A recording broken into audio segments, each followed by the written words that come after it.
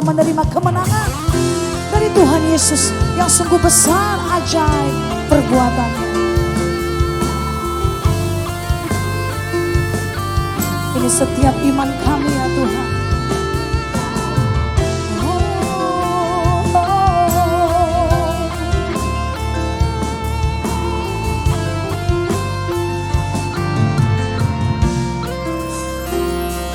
Ku hidup karena percaya Kau yang berjanji setia.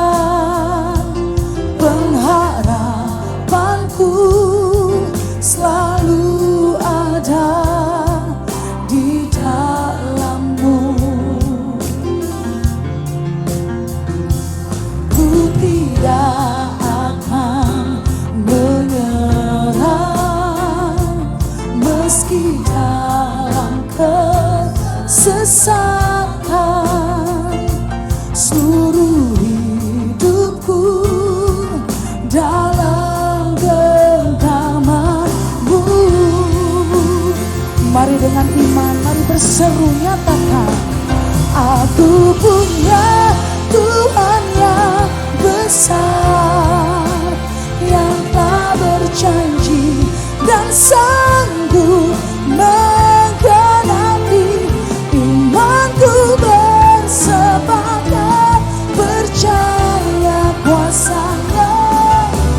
Ku terima sekarang kemenangan dari-Mu.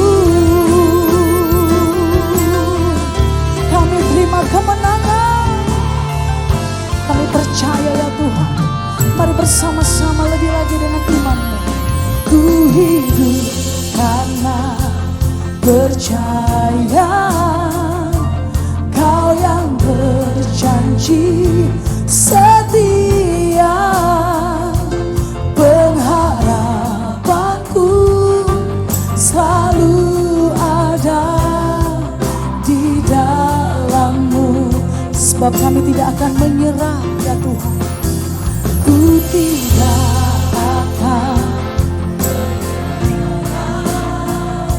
meski dalam kesesatan.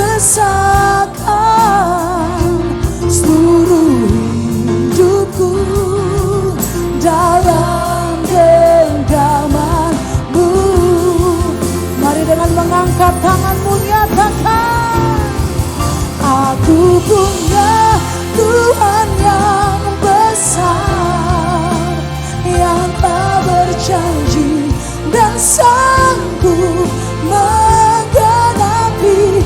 Imanku bersepakat percaya kuasa-Nya. Ku terima sekarang kemenangan dari-Mu. Aku punya Kau El Shaddai, El Shaddai, Allah yang besar. Imanku bersepakat percaya. Ku terima sekarang kemenangan dari-Mu. Ku terima kemenangan dari-Mu Tuhan. Mari bersama-sama kita bangkit berdiri. Mari sembah Dia. Lebih lagi bawa penyembahanmu, imanmu yang menyatakan bahwa kita telah terima kemenangan, kesembuhan, pengharapan yang baru. Jalan yang tertutup telah dibukakan. Segala keputusasaan telah diubah menjadi pengharapan yang baru. Karena kami punya Tuhan yang besar, yang dahsyat, ajaib selama-lamanya. Ini iman kami ya Tuhan.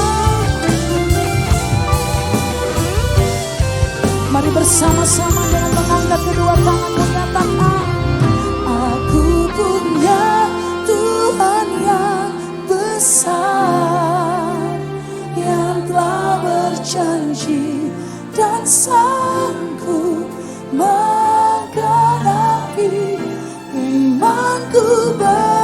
sepakat percaya kuasanya, ku terima sekarang kemenangan darimu. Mari jemaat Tuhan saja, aku punya. Amin.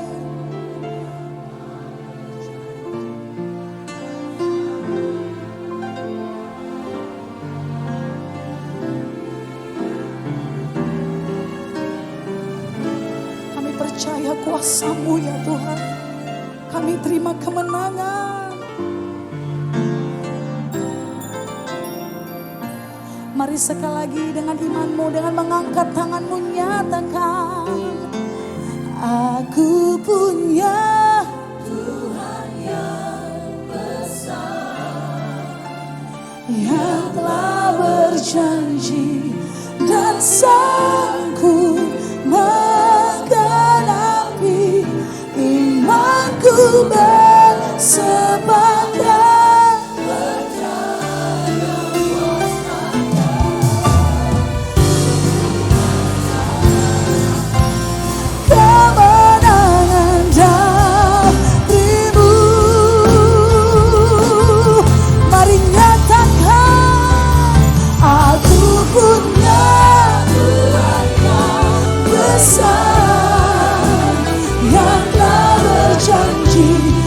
Sanggup menggenapi imanku bersepakat percaya kuasanya, ku terima sekarang kemenangan darimu.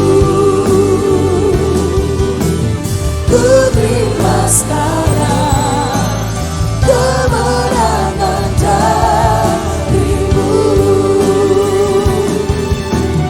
Ku terima sekarang kemenangan darimu.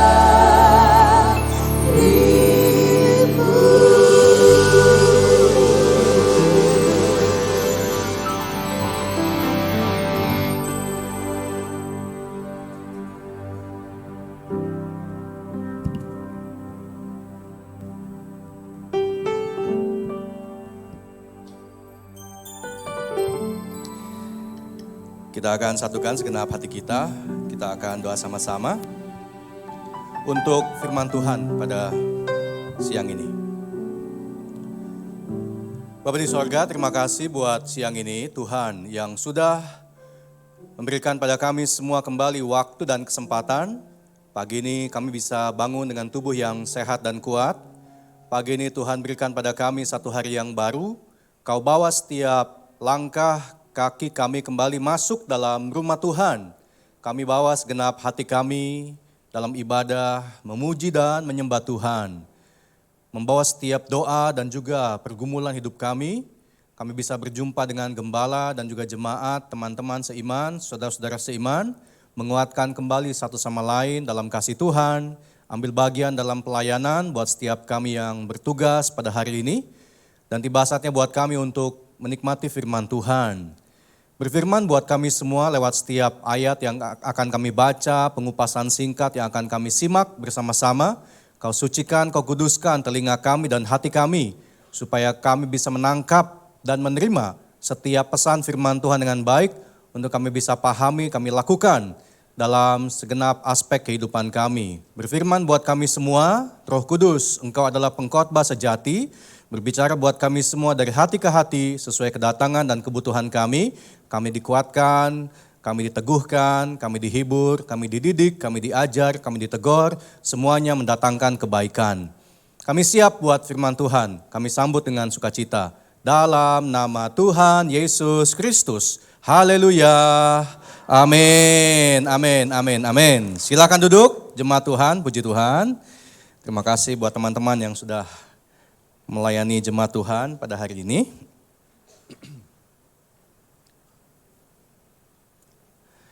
Pertama saya ucapkan shalom. Shalom, puji Tuhan. Terima kasih buat kesempatan Pada siang ini saya bisa kembali melayani Anda semuanya ya. Terima kasih buat kesempatan yang Gereja Gembala sampaikan. Kita mau sama-sama masuk dalam firman Tuhan pada siang ini ya.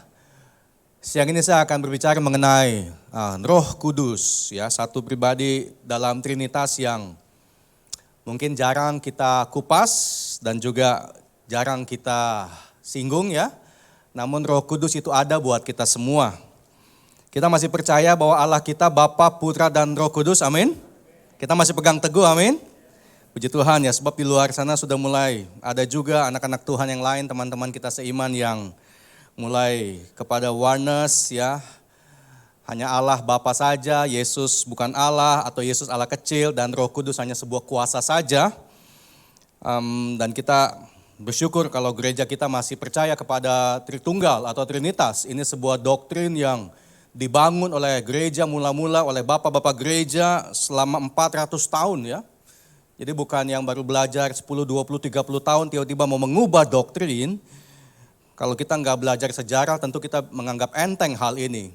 Tapi kalau kita belajar sejarah bagaimana Tuhan memimpin bapak-bapak gereja yang nggak kenal satu sama lain selama 400 tahun sampai terbentuk doktrin Tritunggal, itu saya percaya betul itu kuasa Roh Kudus. Itu pimpinan dan campur tangan Roh Kudus. Gereja Tuhan hadir karena Roh Kudus turun. Yesus bangkit naik ke sorga, Roh Kudus turun hari Pentakosta. Sejak Pentakosta itulah zaman gereja dimulai sampai dengan hari ini. Kalau gereja masih ada, masih berdiri, Anda masih kuat, saya masih kuat, kita masih pegang iman pada Tuhan, pengharapan pada Tuhan, kita masih bisa bilang Yesus Kristus adalah Tuhan dan Juru Selamat, itu bukan kuat dan gagah kita. Itu adalah Roh Kudus yang masih ada di hidup kita. Amin. Gereja Tuhan mengalami aniaya, masalah, persekusi 2000 tahun masih berdiri sampai hari ini. Bukan kuat dan gagah kita, tetapi karena Roh Kudus adalah fondasi bagi gereja Tuhan. Nanti satu saat Tuhan akan angkat gereja Tuhan.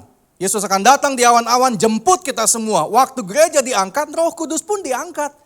Karena kalau nggak ada gereja, Roh Kudus juga mau ngapain lagi? Dia diutus menemani kita sekalian, menyertai gereja Tuhan. Makanya Roh Kudus ada supaya gereja Tuhan bisa kuat. Kalau gereja Tuhan diangkat, Roh Kudus pun akan kembali kepada Bapa. Maka siang ini, dalam minggu-minggu Pentakosta ini kita mau kembali address tentang Roh Kudus, supaya kita semua mulai belajar panggil Dia sebagai Tuhan kita. Kita udah sering doa panggil Dia Bapa, Allah. Kita doa dalam nama Yesus Kristus. Tapi jarang saya rasa orang berdoa kepada Roh Kudus. Jarang orang meminta kepada Roh Kudus. Jarang orang menyebut nama Roh Kudus. Tapi hari ini mari kita mau kembali diingatkan bahwa Dia adalah Allah juga. Pribadi ketiga dalam keilahian. Sama, setara, sejajar dengan Bapa dan juga Putra. Dan hari ini kita akan melihat Roh Kudus sebagai Sang Parakletos. Ya, Parakletos itu bahasa Yunani, bahasa asli daripada Kitab Perjanjian Baru. Roh Kudus beberapa kali diungkapkan, digambarkan sebagai Parakletos. Parakletos artinya para di samping, kaleo memanggil. Roh Kudus yang diutus ke dunia di hari Pentakosta adalah roh yang ada di samping kita, bahkan di dalam kita, memanggil kepada kita, berbicara di hati kita, menemani gereja Tuhan sampai Tuhan menjemput kita untuk kedua kalinya. Memang kita nggak bisa lihat Roh Kudus ya, saya juga belum pernah lihat Tuhan. Dan kadang-kadang kita nggak bisa dengar juga suara Dia audible di telinga kita. Seumur-umur sampai hari ini saya melayani Tuhan, belum pernah sekalipun saya dengar Tuhan ngomong di kuping saya, itu belum. Tapi kita mesti percaya Dia ada. Amin. Roh Kudus nggak kelihatan tapi Dia ada. Bilang sama-sama, nggak kelihatan tapi ada. Alkitab menggambarkan Roh Kudus kayak angin, kayak udara, kayak oksigen ya. Kita makhluk hidup kan bernafas, tarik nafas coba. Buang nafas. Tarik nafas. Buang nafas. Itu oksigen kelihatan apa enggak? Bentuknya kayak apa? Enggak tahu. Warnanya? Enggak tahu. Wanginya? Enggak tahu. Tapi kan ada. Dan bukan cuma ada. Oksigen itu, udara itu menopang hidup kita sampai hari ini. Dan kita seringkali abai dan take for granted. Napas buang, napas masuk, napas buang, napas masuk. Seolah-olah ada tapi tiada, tiada tapi ada. Padahal itu oksigen yang menghidupi kita. Kita nggak makan 16 jam, intermittent fasting, kagak meninggal tuh. Kita nggak tidur 2 hari, 3 hari, masih bisa tahan. Coba nggak napas 10 menit, langsung ketemu Bapak kan. Tanpa kita sadar, Roh Kudus itulah menopang iman kita sampai hari ini. Membuat kita tetap hidup dalam Tuhan. Bahkan menjaga iman kita sampai Tuhan datang jemput kita satu saat nanti. Kalaupun Tuhan belum datang, sampai maut menjemput kita. Kehidupan bisa meninggalkan kita, tapi Roh Kudus tetap menyertai kita. Supaya kita bisa masuk dalam kehidupan yang kekal. Sebab apa? Roh Kudus, dialah materai di hati kita. Seal. Seal itu apa ya? Ya materai itu ya, dialah yang menggaransi hidup kita. Makanya anak Tuhan, kalau kita bisa bertahan sampai hari ini bukan karena orang tua kita, orang Kristen. Bukan karena komsel kita kuat, bukan karena kita pendeta atau pelayanan. Bukan, tetapi karena Roh Kudus mempertahankan kita. Kalau ada orang jadi Kristen kemudian dia murtad, pendeta tiba-tiba tinggalkan Tuhan. Apa alasannya? Satu aja, dia nggak punya Roh Kudus, itu aja. Kalau sampai ada orang tinggalkan Tuhan dan gak kembali kepada Tuhan, sudah pasti dia tidak punya Roh Kudus. Dia bisa pendeta, dia bisa sekolah Alkitab, dia bisa punya jemaat, dia bisa aktif pelayanan. Tapi kalau gak ada Roh Kudus, dia tidak akan bertahan sampai garis akhir. Tapi lihat hidup kita, sekian tahun kita ikut Tuhan, cobaan banyak, ujian banyak, masalah banyak, kadang-kadang kecewa sama Tuhan, kadang-kadang bingung ikut Tuhan, kadang-kadang disakiti sama hamba-hamba Tuhan, disakiti sama anak-anak Tuhan. Tapi kok sampai hari ini tetap bertahan? Karena apa coba? Karena Parakletos itu ada bersama dengan kita. Bilang sama-sama, terima kasih Roh Kudus, 2, 3. Itu karena Roh Kudus. Bukan karena siapapun, karena Roh Kudus itu mematrai hidup kita. Dia menggaransi, dia menjamin iman kita. Bukan kuat dan gagah kita. Diutus Bapa lewat Yesus menemani kita sampai kesudahan zaman. Tepuk tangan dong buat Roh Kudus, haleluya. Yohanes 14 ayat 16 firman Tuhan katakan, Aku akan minta kepada Bapa dan ia akan memberikan kepadamu seorang penolong yang lain supaya ia menyertai kamu sampai selama-lamanya. Jadi Yesus boleh naik ke surga, tapi Roh Kudus diutus oleh Yesus. Dan hari ini sebenarnya yang menemani gereja Tuhan, ya tentu Allah Bapa maha hadir, Allah Putra juga maha hadir. Tapi secara faktual, secara fakta, yang menemani gereja Tuhan di dunia ini pada hari ini adalah pribadi ketiga. Yaitu Roh Kudus. Yang kadang-kadang kita gak berdoa kepada dia. Jarang memanggil namanya. Gak sadar dia ada bersama dengan kita. Gak salah doa kepada Bapa. Gak salah doa dalam nama Yesus. Gak salah, sekali lagi gak salah. Tapi kita mau bangkitkan sebuah kesadaran. Roh Kudus juga ada bersama-sama dengan kita hari ini. Amin. Kemarin Jumat saya khotbah di SCBD di sebuah gedung. Biasa tiap Jumat suka ada ibadah kan kantor. Energy building itu saya ingat tuh. Saya berangkat kemarin itu naik kereta. Jadi saya kadang suka naik kereta ya. Malas bawa mobil. Kereta cepat ke Jakarta cuma setengah jam. Turun di Palmera naik Grab 15 menit sampai SCBD. 40 menit aja ya. Kalau naik mobil 2 jam saudara. Jadi sampai situ setengah 12 saya sampai. Ibadah jam 12 saya sampai setengah 12. Saya nggak langsung naik. Lantai 6 kalau nggak salah kemarin tuh ya. Saya nggak langsung naik sebab mereka masih kerja, saya nggak mau ganggu siapa-siapa, saya tunggu aja di lobinya kan luas, besar, banyak bangku, saya duduk aja santai tuh. Jam setengah 12 saya sampai tuh, setengah 12 saya duduk, jam 12 kurang 10 saya siap-siap ke resepsionis. Kasih informasi saya mau naik ke lantai 6, lalu dia tanya, Bapak mau kemana? Lantai 6, Bapak siapa? Saya pendeta, mau ada ibadah. Oh iya, Bapak perlu kartu akses, punya nggak? Nggak ada, saya bilang. Bapak ada KTP nggak? Untuk ganti kartu akses. Saya buka, saya punya tas, saya nggak bawa KTP. Saya nggak ada KTP bu, SIM ada nggak? Wah saya cek nggak ada juga, saya nggak bawa dompet. Dompet saya taruh di mobil, saya cuma bawa tas saya sama kartu tap buat naik kereta sama ya naik Grab atau Gojek kan semua pakai aplikasi sekarang. Jadi saya nggak bawa uang cash dan nggak bawa kartu apa-apa. Saya bilang nih di handphone ada nih KTP, nggak bisa pak, mesti ada fisiknya. Ya saya nggak bisa dapat akses dong, nggak bisa pak, mohon maaf pak. Saya diam aja tuh, udah jam 12 kurang 3 menit barangkali. Harusnya udah naik saya. Saya diam aja, tiba-tiba ditepuk sama seseorang. Pastor Fandi, ibu, ada teman saya namanya Ibu Tiur. Bu mau kemana? Bu mau kemana? Saya mau naik lantai 6. Mau ikut ibadah? Iya mau ikut ibadah. Pastor ngapain di sini? Ini saya nggak bawa KTP, nggak bawa SIM, saya nggak dapat kartu akses. Oh, pakai KTP saya aja. Lah ibu pakai apa? Saya pakai SIM katanya. Dia bawa KTP sama SIM, jadi dia punya KTP aksesnya buat dia, SIM-nya buat saya. Pada detik itu ya, tiba-tiba hati saya berseru, Parakletos. Itu tuh kayak gitu tuh Parakletos tuh. Saya nggak tahu ada dia tahu ada saya. Saya ada sebuah kebutuhan, butuh ditolong, tiba-tiba dia muncul. Entah dari mana, mungkin dia perhatiin saya. Ini anak muda pendeta kok diem aja di resepsionis, saya juga bingung mesti ngapain. Nggak bawa KTP, nggak bawa SIM, tiba-tiba dia muncul. Itu namanya ada di samping, menemani kita, menyertai kita, berbicara kepada kita, menolong kita. Saya nggak sadar ada dia, tapi dia sadar ada saya. Tepuk tangan buat Parakletos. Jadi setiap kita butuh ditolong. Kadang-kadang kita nggak sadar kita butuh ditolong. Makanya butuh ditolong tuh. Orang yang nggak sadar butuh ditolong, dia harus ditolong. Kita mesti menyadari iman kita bukan kuat dan gagah kita. Tapi karena Roh Kudus yang diutus Bapa kepada kita. Kalau Tuhan bilang, Fandi kamu harus ditolong, artinya memang saya harus ditolong. Ini bukan kaleng-kaleng, bukan main-main. Tuhan melatih kerendahan hati iman kita. Bahwa kita bisa bertahan sampai hari ini. Sebab Tuhan menjaga iman kita. Kita nggak akan tinggalkan Tuhan. Bukan karena kita setia. Tapi sebab Roh Kudus setia. Menyertai kita sampai selama-lamanya. Dialah penolong yang menyertai kita senantiasa. Yohanes 14 ayat 26, tetapi penghibur yaitu Roh Kudus yang akan diutus oleh Bapa dalam namaku, dialah yang akan mengajarkan segala sesuatu kepadamu dan mengingatkan kamu akan semua yang telah kukatakan kepadamu.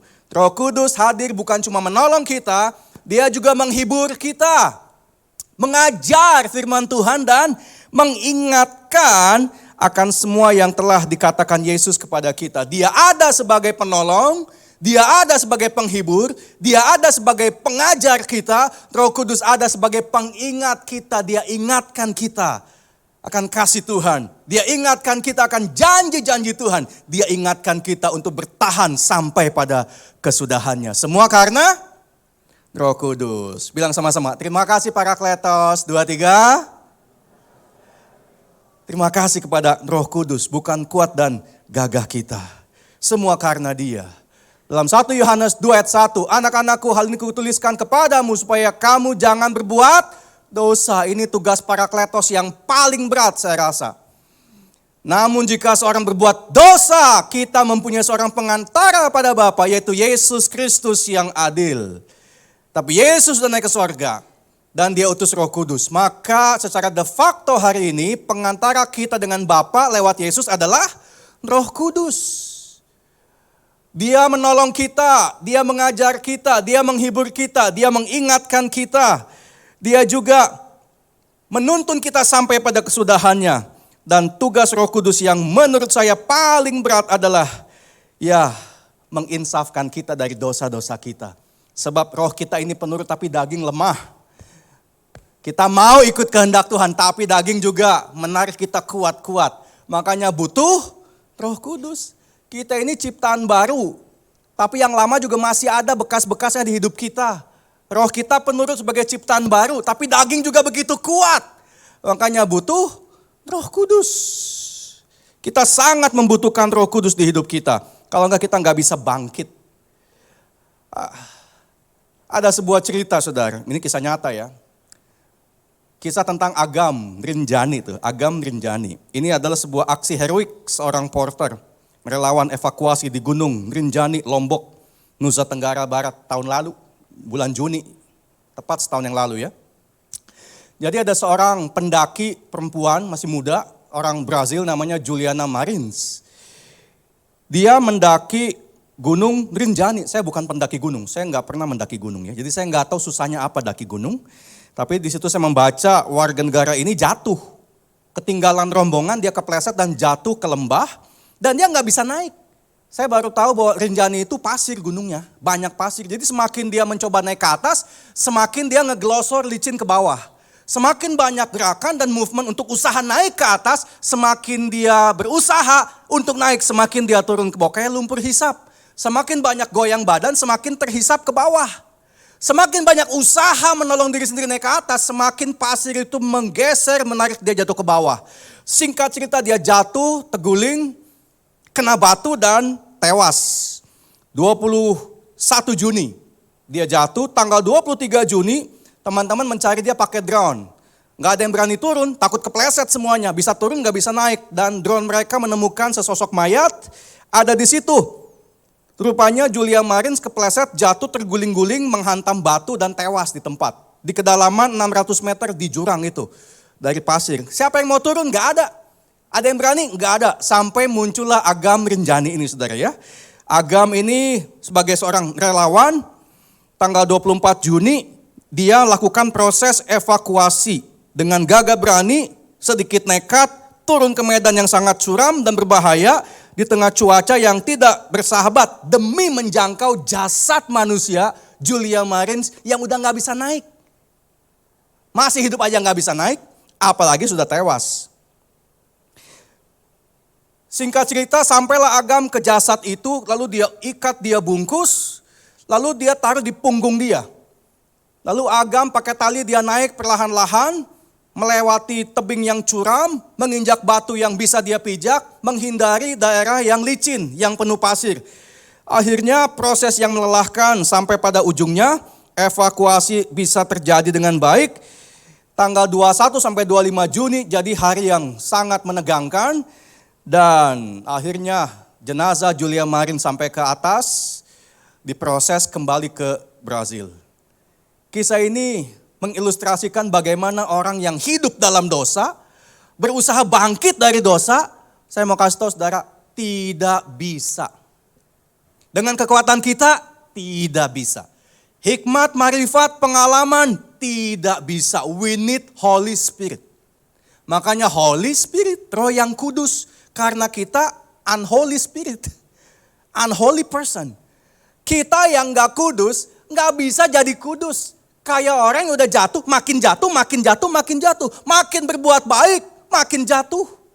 Makin pelayanan, makin jatuh. Kalau kita kira dengan berbuat baik, banyak sedekah, banyak amal, melayani Tuhan jadi pendeta, bisa naik ke atas kepada perkenanan Bapa, itu semua bohong.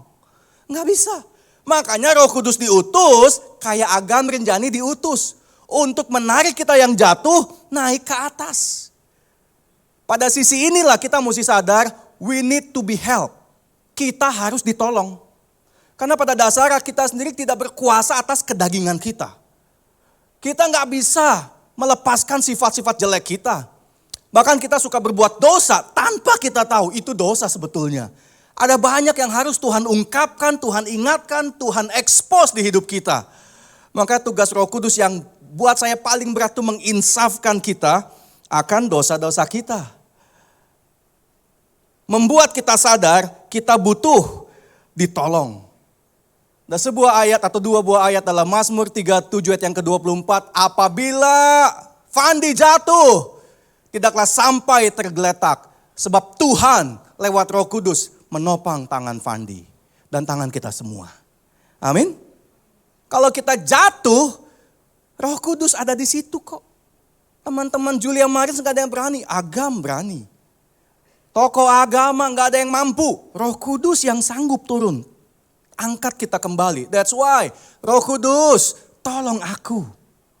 Ada banyak kebiasaan yang kurang baik, sifat yang jelek, ambisi yang gak kudus, iri hati, dengki, nggak puas, nggak bisa terima, nggak bisa ucap syukur, khawatir, takut, cemas, nggak percaya Tuhan, hilang harapan, makan orang. Oh banyak dosa kita saudara. Harus diingatkan, amin. Itu tugasnya Roh Kudus. Kita mesti tahu kita ini sering banget jatuh dalam dosa tanpa kita sadar. Kita butuh Roh Kudus untuk topang kita. Yesaya 46 ayat 4, sampai masa tuamu aku tetap dia. Sampai masa putih rambutmu aku menggendong kamu. Kayak Agam gendong Julia Marins tuh. Jadi kita jatuh dia topang, kita angkat dia gendong. anak Tuhan tidak bisa hidup sendirian tanpa Roh Kudus.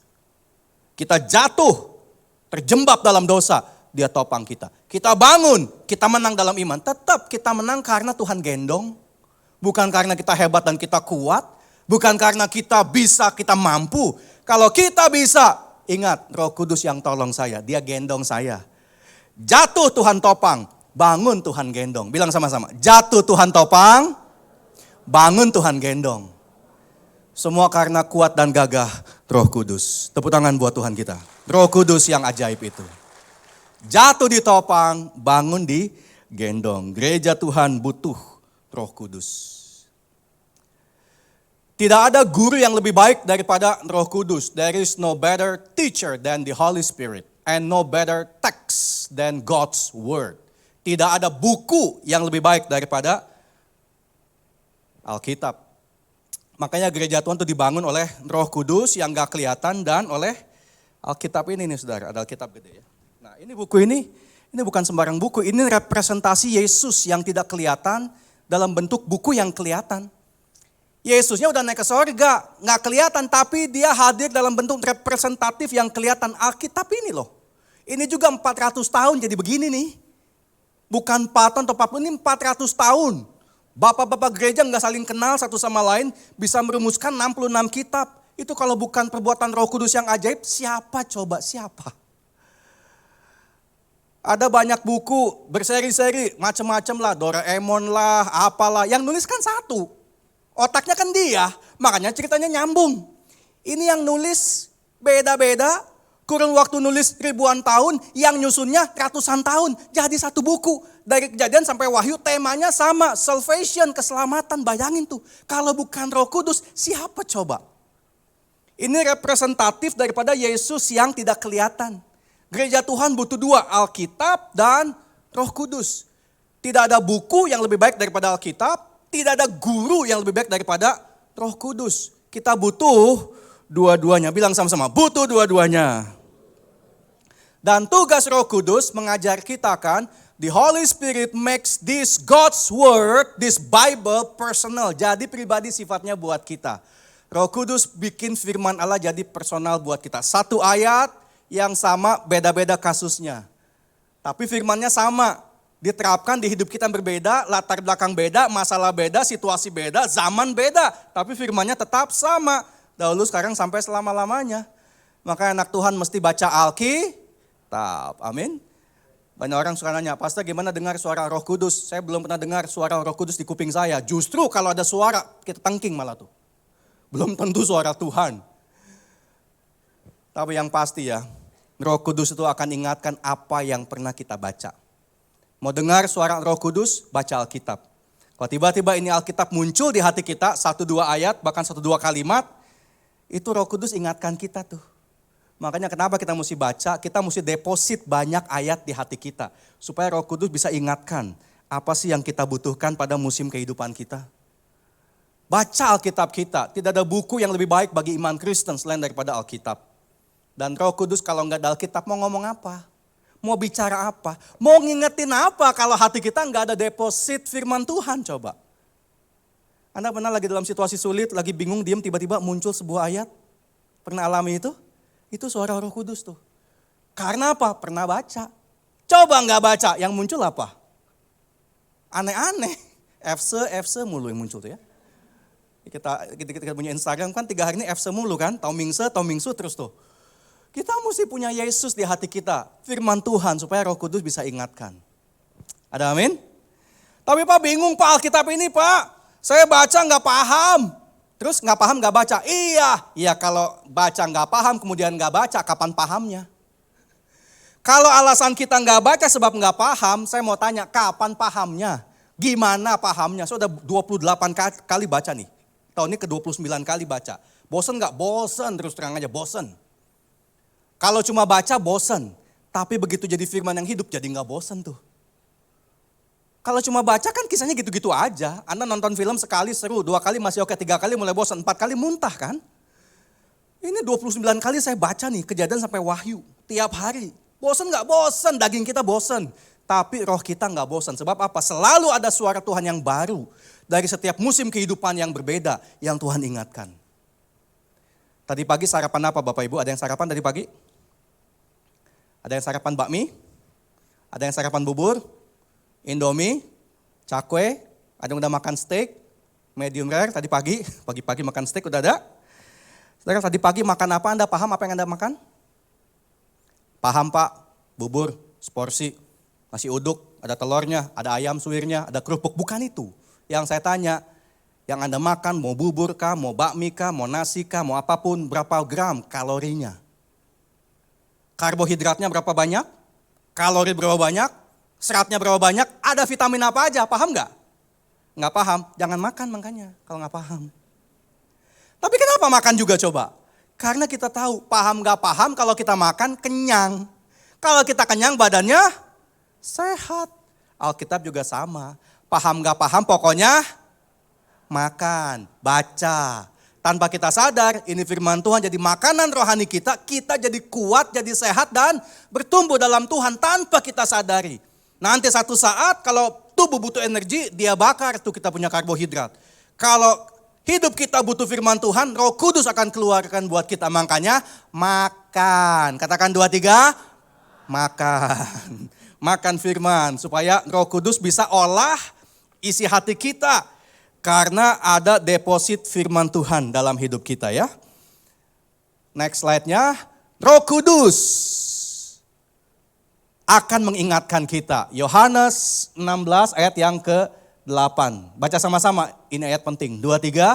Dan kalau ia datang, ia akan menginsafkan dunia akan dosa, kebenaran dan penghakiman. Ini tugas Roh Kudus yang menurut saya paling berat ya. Menginsafkan dunia, yaitu kita yang ada dalam dunia. Akan dosa, kebenaran dan juga penghakiman.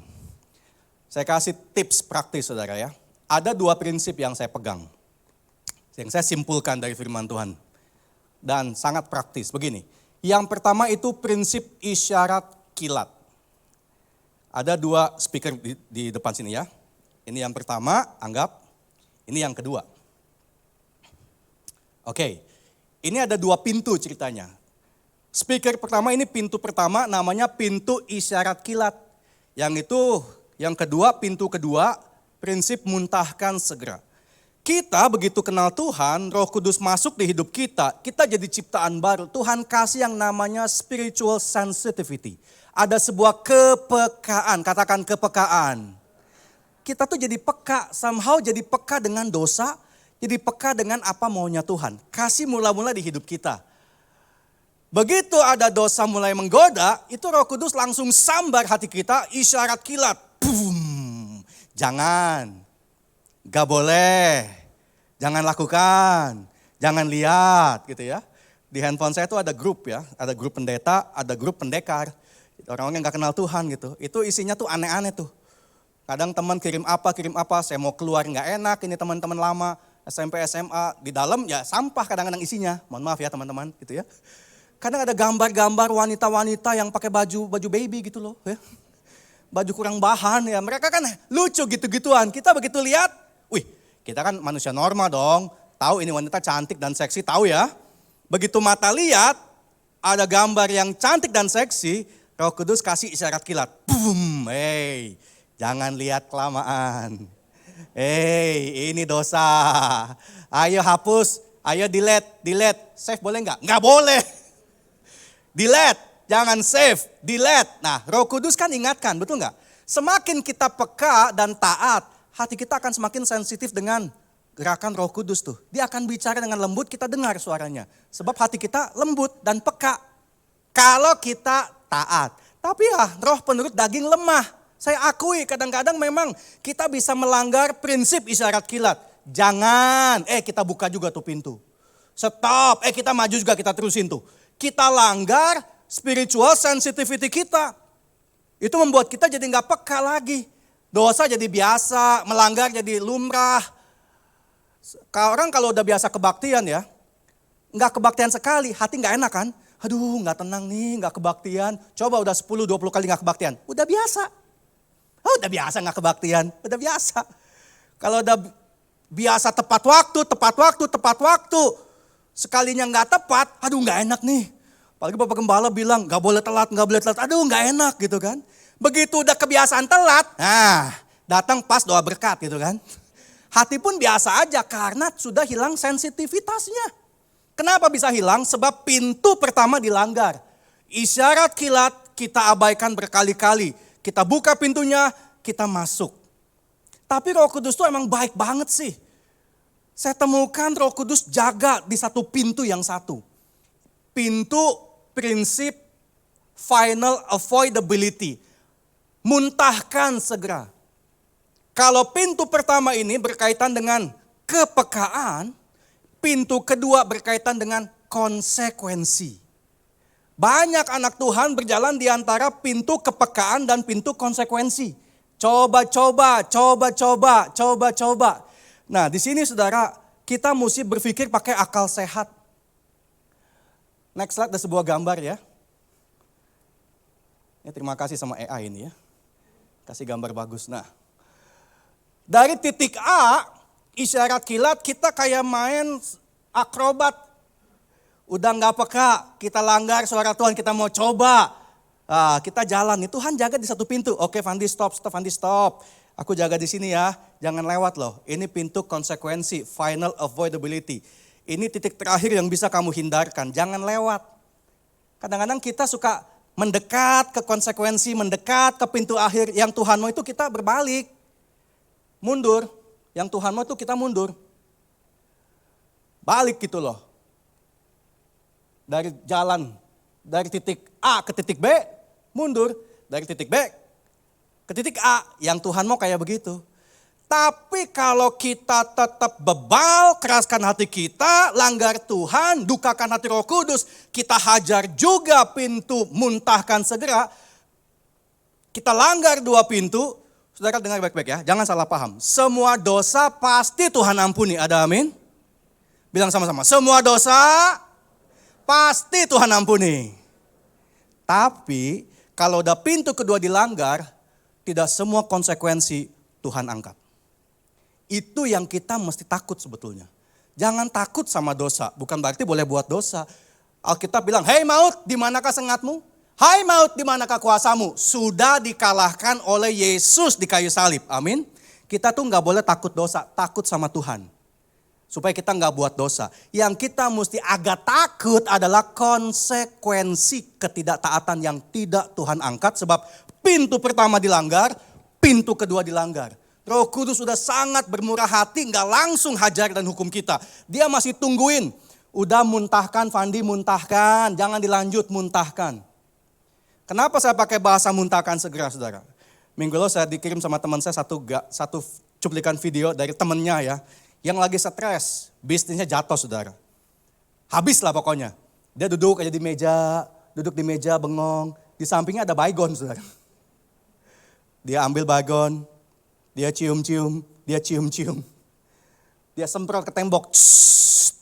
Kemudian dia lap sendoknya pakai jari dia.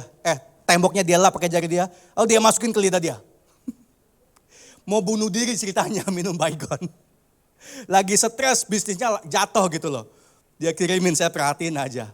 Itu kalau sampai dia minum, sebetulnya waktu dia duduk, Roh Kudus udah kasih tahu, jangan pegang tuh baygon, jangan pegang tuh baygon, jangan pegang tuh baygon.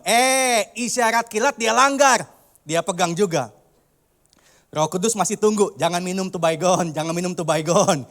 Kalau dia minum juga, Roh Kudus bilang begini, muntahkan segera. Muntahkan, udah dia minum, kumur-kumur, muntahkan. Kalau dia muntahkan, nggak ada konsekuensi. Paling mulut aja bawa baygon. Sikat gigi 10 kali, kumur-kumur betadin. Mudah-mudahan hilang tuh baygon. Nggak ada konsekuensi. Tapi kalau udah telan, pintu kedua dilanggar, dia telan, dia bilang Tuhan ampuni aku, Tuhan minum baygon. Tuhan ampuni nggak? Tuhan ampuni. Tapi konsekuensi baygon gak bisa Tuhan angkat. Rusak ginjalnya. Mati pasti. Makanya anak Tuhan tuh mesti pikir baik-baik. konsekuensi. Sebab begitu banyak kesusahan hidup kita hari ini bukan karena Tuhan jahat, tapi karena kita melanggar pintu yang kedua. Kita menderita sebab konsekuensi. Kenapa kita sampai sakit, kenapa kita sampai rugi, kenapa kita sampai menderita? Konsekuensi dari apa yang engkau perbuat. Dari apa yang kita perbuat. Saya bukan konselor pernikahan, saudara. Tapi di meja pelayanan saya ada 4 pasangan hari ini yang saya layani. Rabu besok ketemu lagi sama pengacara. 1 udah selesai, muncul yang baru. Saya pikir selesai sudah. Muncul lagi yang baru. Mau janji ketemu pengacara lagi tuh. Urusan gono gini lagi. Kenapa bisa begitu? Saya perhatiin ya, karena pasangan suami istri you cross the border. Lewati batas yang tidak seharusnya dilewati oleh suami atau istri. Apakah itu KDRT? Apakah itu perselingkuhan? Ini 2 border nih. Yang saya bilang dibayar kagak gitu ya. Nemani orang sampai ke kantor polisi. Saya bilang sebenarnya simple. You jangan pukul istrimu gitu aja. You pukul berkali-kali, you cross the border, ada sebuah titik di mana gak bisa balik. Gak bisa balik. Tuhan tidak suka bercerai, ingat baik-baik. Tuhan tidak menghendaki perceraian. Tapi kalau udah hajar menghajar pakai gelas, pakai botol, saudara, saya juga tidak akan bilang mereka hidup kembali sama-sama. Mohon maaf. Pisah dulu. Pisah dulu. Suami sampai bocor 5 jahitan. Dihajar sama istri pakai botol. Istrinya udah digebugin. Sepanjang nikah digebugin, dia fitness. Olahraga. Makanya istri sih hati-hati tuh. Suami kalau istrimu sudah mulai fitness, olahraga, hati-hati tuh ya. Hati-hati. Suami lengah dihajar jebret. Udah begitu mas saudara, saya juga realistis orangnya.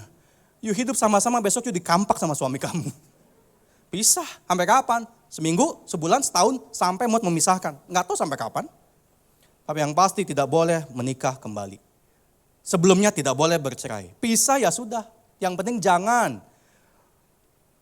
ke Dukcapil dan PN untuk ajukan perceraian, itu dosa. Apalagi udah cerai nikah lagi, lebih dosa lagi tuh. Anda jangan lihat figur apa, jangan lihat manusia deh. Lihat kembali ke firman Tuhan. Ini loh, ini patokan kita nih ya. Ini patokan kita nih. Jangan, tapi kan dia itu bercerai dipakai Tuhan. Sudahlah, iblis juga bisa pakai manusia kok. Nih, ini firman Tuhan nih patokannya nih. Menjaga kebersamaan tidak gampang loh. Tidak gampang. Saya ngomong sebagai pendeta. Gak ada masalah, banyak. Gak ada godaan, bede. Tapi balik ke firman Tuhan nih patokannya. Jangan langgar pintu kedua tuh. Jangan langgar. Teman yang lain, saya udah ngomong 5-6 tahun lalu, tinggalin tuh cewek, tinggalin. Cuma makan doang kok, tinggalin. Cuma minum doang, tinggalin. Udah dikasih tahu, you punya istri, you punya anak. Roh Kudus sudah bicara, saya udah kasih tahu. Pintu pertama nih, jangan dilanggar. You punya istri, you punya anak. Bukan muhrimnya, jangan berdua minum, berdua makan, jangan. Dia langgar. Makan doang kok, gak ngapa-ngapain. Ngopi doang kok, gak ngapa-ngapain. Ngobrol doang kok, gak ngapa-ngapain. Tiba-tiba datang sama saya, nangis kok, tolong kok. Kenapa? Hamil. Mampus saya bilang. Ini yang saya jaga. Kalau you udah hamilin dia, minta ampun, Tuhan ampunin, udah pasti. Tapi itu anak jadi duri dalam daging seumur hidup kamu. Gak bisa balik lagi kandungan, gak bisa. Gak bisa. Makanya sebelum pintu kedua dilanggar, pikir baik-baik. Roh Kudus mesti insafkan kita. Satu teman cerita saudara, dia dapat tender 5 miliar. Setelah dapat 5 miliar, salah satu oknum itu ngomong begini, Pak biasa kalau tender 5M Pak, dapatlah kita 50 juta di depan. Buat kita ngopi-ngopi. Ya 5M untung bersih 15%, 5 juta mah enteng lah. Dia masih pegang 1M. Tapi teman saya ngomong gini, aduh pusing. Kalau kita kasih, hari ini mungkin kita bebas. Nah, kalau besok dia ketangkep, diurut ke belakang, kita kena juga. Untung kita bisa hilang, modal kita juga bisa hilang katanya. Lalu teman saya ngomong gini, kasih tahu sama orang itu, kita gak bisa kasih mohon maaf. Bilang aja, kalau sampai hilang tender, ya sudah, bukan rezeki kita. Diomongin begitu, maaf ya Pak, kami gak berani kasih Pak. Jalan aja sesuai prosedur, kalau gak cocok ya udah Pak, batal aja, Bapak cari vendor lain. Takut. Godaan ada gak? Ada. Anak buah, udahlah bos, kasih aja bos, sayang bos, 1,5 M bos, sayang bos. Bosnya takut. Bisa tahun depan, 2 tahun lagi, 5 tahun lagi, bisa tidur gak nyenyak. Dia tetap sensitif. Anak buahnya suruh langgar. Dia gak buat keputusan, balik titik awal. Batal lah ya sudah, terserah Tuhan. Setelah dia gak kasih, oknum ngomong, Pak maaf ya Pak, kemarin Pak lupakan omongan saya. Vendor tetap Bapak, proyek tetap Bapak kerjain. Kalau udah rezeki Tuhan gak kemana-mana, ada amin? Coba dia kasih jebret, muntahkan segera dia gak taat. Cuan sih cuan. Tapi kan gak tenang, betul gak? Anda mesti mengerti loh. Keberhasilan adalah kesuksesan. Kekayaan itu adalah sebuah kesuksesan. Tapi ketenangan juga sebuah prestasi. Kalau Anda sukses gak tenang, buat apa? Anda diberkati luar biasa, untung banyak, tapi gak tenang, buat apa coba? Ketenangan juga adalah sebuah kemenangan. Kita mesti pegang prinsip Tuhan di hidup kita. Karena banyak masalah muncul di sini karena kita mencobai Tuhan mendukakan Roh Kudus. Pintu ke-1 dihajar, pintu kedua dihajar juga. Merasa kita mampu, kita kuat, kita hebat, gak butuh ditolong. Sampai titik itu Roh Kudus tetap bisa tolong. Tapi konsekuensi neraka di bumi kita mesti jalani seumur hidup kita. Makanya we need Holy Spirit. Bilang sama-sama, saya butuh Roh Kudus. Butuh banget saudara, butuh banget. Semua dosa bisa diampuni, tapi dosa selalu memiliki konsekuensi. Maka insaflah. Di titik antara pintu pertama dan kedua, kalau kita udah berani langgar kepekaan, jangan sampai kita langgar pintu konsekuensi. Sebelum muncul sebuah akibat, ayo insaf, bertobat. Kembali ke jalan yang benar, hidup tenang, cukup dengan apa yang ada, berjalan dalam kepekaan. Ada amin? Terlalu banyak orang, terlalu hebat di dunia ini. Dia langgar, dia dukakan Roh Kudus. Makanya hidupnya, seumur hidup dia bisa menderita. Kaya sih kaya, sukses sih sukses, berhasil sih berhasil, jaya sih jaya. Tapi rumah tangganya nggak ada ketenangan. Curiga mulu istrinya. Curiga mulu. Gak tenang, saya bilang buat apa? Makanya jangan main-main sama Tuhan. Kalau kita main-main dengan Roh Kudus, ntar lama-lama jatuh juga tuh. Thank you AI ini ya, ini pinter banget AI ya. Kita suruh bikin, dia bikinin gambar tuh ya. Jatuh juga, kalau kita main-main titik A, titik B, titik A, titik B, ujung-ujungnya nanti jatuh. Makanya sebelum kita jatuh lebih dalam, mari kita kembali kepada Tuhan. Kita bilang, Tuhan saya butuh ditolong. Dalam hubungan keluarga, dengan istri, dengan suami, saya butuh ditolong. Dalam bisnis, buat keputusan, buat agenda, bisnis plan, saya butuh ditolong. Even pendeta pun dalam pelayanan harus ditolong. Enggak semua yang kelihatan hebat, bagus, besar, itu perkenanan Roh Kudus belum tentu juga. Kita tuh mesti ditolong oleh Tuhan. Jangan sampai udah keburu deal, beli tanah, mau ngebangun, nggak ada duit, puyeng ujung-ujungnya. Akhirnya jadi jahat nih pendeta. Jadi industri rohani. Bukan pelayanan lagi, di sana-sana saudara. Makanya bersyukurlah Anda di sini ya, digembalakan dengan sangat baik. Bersyukur saudara. Di sini kita dikasih makan yang bagus, Anda nggak dibebani aneh-aneh, semua fasilitas sudah Tuhan siapkan, Anda harus bersyukur banyak loh. Anda nggak masuk sebuah perangkap, karena iblis juga pintar. Kalau dia cobai manusia, dia goda, dia kasih yang enak-enak di depan. Ujungnya tagihannya muncul. Insaf saudara. Biar Roh Kudus tolong kita senantiasa. Amin. Tepuk tangan buat Tuhan kita. Dialah Parakletos, dialah Roh Kudus. Tuhan berkati kita semuanya. Puji nama Tuhan. Kita akan tundukkan kepala kita sekalian. Main musik kembali standby semua ya, singers, bantu menyanyi kembali.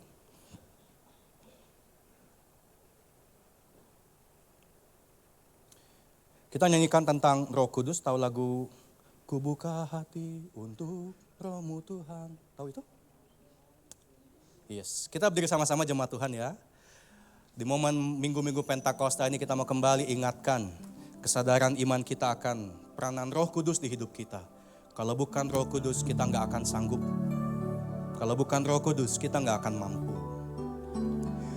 Ku buka hati untuk Roh-Mu Tuhan. Ku buka hati menyembah-Mu Yesus. Jamahlah kami, jamahlah kami, penuhi kami dengan kuasa Allah Maha Tinggi. Ulangi kembali. Ku buka hati untuk Roh-Mu Tuhan. Ku buka hati menyembah-Mu Yesus. Jamahlah kami, penuhi kami dengan kuasa Allah Maha Tinggi. Roh Kudus, dari awal naikkan lagu ini sama-sama. Roh Kudus, Kau hadir di sini. Amin, amin, amin. Roh Kudus, Ku mengasihi-Mu. Kau lembut ya Tuhan, Kau manis. Kau lembut, Kau manis, Kaulah penghiburku, penolongku diutus. Ku buka hati untuk Engkau, Roh Kudus. ku buka hati Untuk Roh-Mu Tuhan. ya Tuhan, aku buka hidupku Ku bagi buka Engkau. hati menyembah-Mu Yesus. Jamahlah kami, penuhi kami dengan kuasa Allah Maha. Kami buka hati kami bagi Roh-Mu yang Ku kudus. buka hati Untuk Roh-Mu Tuhan. Ku buka hati menyembah-Mu Yesus. Jamahlah kami, penuhi kami dengan kuasa Allah Maha Tinggi. Jamahlah kami Tuhan. Jamahlah kami, penuhi kami dengan kuasa Allah Maha. Jamahlah kami Tuhan. Jamahlah kami, penuhi kami dengan kuasa Allah Maha Tinggi.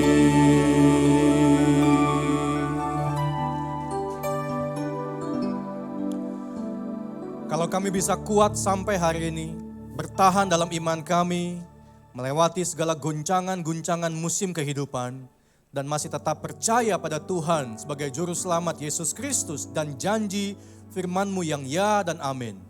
Ini adalah perbuatan karya daripada Roh Kudus di hidup kami. Kami buka hati kami buka hidup kami buat Tuhan lewat Roh-Mu yang kudus. Bekerja di hati kami hari ini dan seterusnya Tuhan. Kau benahi hubungan suami istri, orang tua dan anak-anak, kakak adik, mertua menantu, benahi Tuhan, perbaiki. Taruh keinsafan di hati kami, supaya kami tidak mengeraskan hati kami dengan dendam, amarah, sakit hati. Belajar mengampuni, belajar mengasihi, belajar hidup lebih enteng ya Tuhan. Supaya setiap keluarga anak-anak Tuhan dipenuhi dengan Roh Kudus. Masuk dalam dunia bisnis kehidupan kami, profesionalisme, keuangan, pekerjaan, kesibukan kami. Supaya kami tidak mudah tergoda oleh yang namanya keuntungan dan keberhasilan. Semua yang mulus belum tentu dari Tuhan. Semua yang lancar dan gampang bisa jadi ujian dari Tuhan. Cobaan dari setan, godaan dari kuasa gelap. Kasih kami kepekaan supaya kami bisa membedakan. Harus kami maju atau mundur, kami ambil atau kami lepas. Supaya akhirnya kami diberkati Tuhan, juga dikaruniakan ketenangan di hati kami. Tolong kami dalam kesehatan kami Tuhan, apa yang kami makan, apa yang kami minum. Hidup dan mati dikuasai oleh apa yang kami makan, kami minum. Mampukan kami untuk bisa memilih-memilah apa yang baik buat kesehatan kami. Supaya tidak ada konsekuensi penyakit melekat di tubuh kami. Sebab kami jaga hidup kami dengan takut akan Tuhan senantiasa. dalam pelayanan, kasih kepada kami semua. Hati yang melayani Tuhan sungguh-sungguh, bukan mencari ketenaran, bukan mencari popularitas, bahkan bukan mencari keuntungan semata. Tapi kami bisa melayani Tuhan karena Tuhan memberikan kepercayaan untuk kami bisa melayani dalam setiap tugas dan juga pelayanan kami masing-masing. Kami lakukan dengan rendah hati, kami lakukan hanya untuk memuliakan nama Tuhan dan supaya apa yang kami lakukan dalam pelayanan jadi berkat menjangkau jiwa, bahkan memenangkan jiwa lebih banyak lagi. Terima kasih Tuhan, Roh Kudus berkuasalah atas hidup kami hari ini sampai selama-lamanya. Pimpin dan tuntun kami supaya hidup kami bertumbuh dalam pengenalan akan Tuhan dan perkenanan di hati Tuhan senantiasa. Di dalam nama Tuhan Yesus Kristus dan oleh Roh Kudus kami berdoa kepada Bapa di sorga. Di dalam nama Tuhan Yesus Kristus. Haleluya. Amin. Roh Kudus berkati kita semua. Puji Tuhan.